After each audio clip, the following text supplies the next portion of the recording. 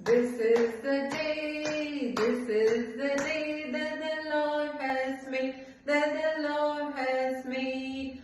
We will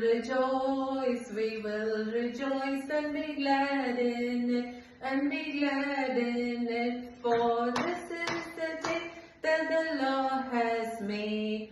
We will rejoice and be glad in it.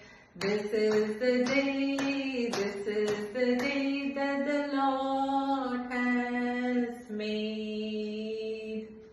இன்றைய நாள் கத்த தந்திட்டாரே மகிழுவோம் களி குந்திடுவோம் கத்த தந்திட்டாரே